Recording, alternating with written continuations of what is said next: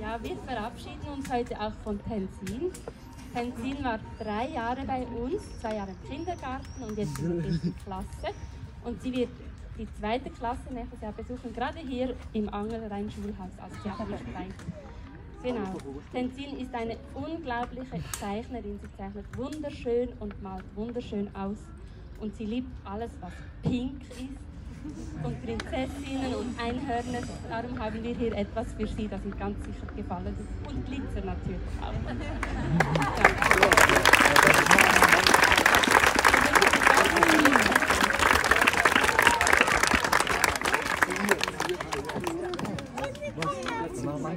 Jetzt wäre die 2. Klasse von Frau Fischer.